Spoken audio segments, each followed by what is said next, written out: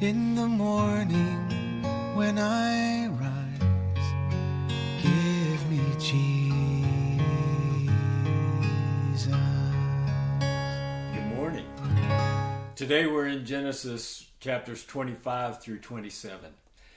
And there are some interesting things about Isaac's kids. First, just let me tell you, Isaac was 40 years old when he married Rebekah. We had that story yesterday. And it was 20 years after that that they had twins, Esau and Jacob. And Abraham was 175 when he died.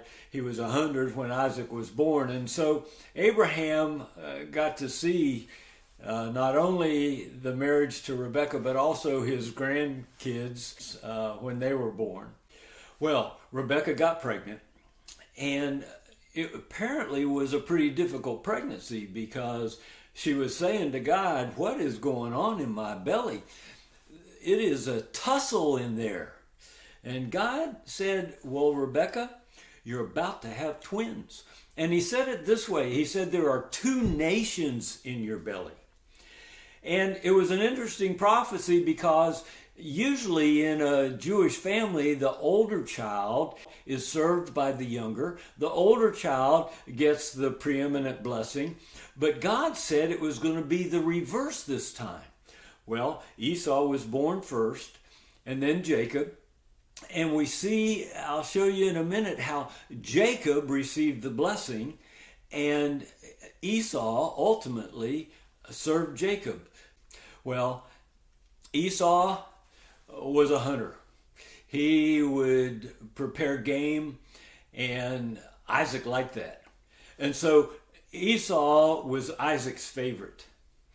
On the other hand, Jacob was Rebekah's favorite. He was a thinker. He was a plodder. And we're going to see he was a deceiver. But we learn about Esau is he doesn't really think. He acts before he thinks. And he's a spur-of-the-moment kind of guy. Fly off at the handle. One time he was out hunting and she'd been gone for some period of time and he just came back famished. And Jacob had been cooking soup and Esau said, "Oh, I'm starving. Let me have some soup." And Jacob said, "Well, of course, I'll share my soup with you. But first, you must pledge to me your birthright."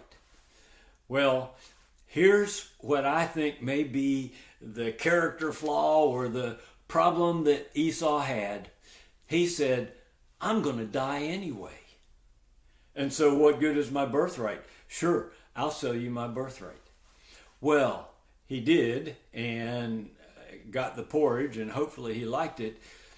But what I want you to see out of that story is there are so many folks who get discouraged in this realm. There are so many folks who are, I don't know if they're bored or if they're hurt or if things are difficult, and they just decide to not live is a better deal. But God created us not only to live, but live abundantly and live eternally abundantly. And so anyone who comes to the place where they basically have given up, where they say, "I'm going to die anyway, what good is my birthright?" They've come to a place where they don't know God and they don't know that He loves them and cares about them. The problem with Esau was he didn't know God and he didn't know the love that God had for him and that there was life, rich life, a promise for life ahead for him. Well, the end of this story in chapter 27, we see how Isaac was getting old and he was about to pass on. So he said to Esau, "Go get some game and fix me a feast, and then I'll bless you before I die." Well, Rebekah heard that conversation. And so she said to Jacob, her favorite, "I'm going to fix a feast, and then I want you to take it in to Isaac. Tell him that you're Esau so that he will bless you instead of Esau." Well, that's exactly what he did.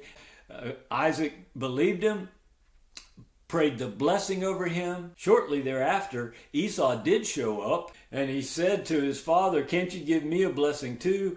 And his father said, "The blessing has already been given to your brother." So I want us to see that once the blessing has poured out, it can't be taken back. God says he is a God without repentance. He is a God that once it's declared, it is. Jesus has paid for all our sin. It's done. God's never going to take that back. And so there's nothing but blessing due us as we believe on Jesus. Can you see Jesus and salvation in the Old Testament? You, as a believer on Jesus, get the blessing because God has declared it. Oh, behold that today. Let's talk some more tomorrow about how God has blessed Jacob in spite of the kind of guy that he is. God bless you as you look for God's blessing in your day today.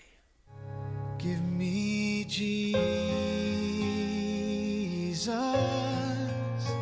Give me Jesus.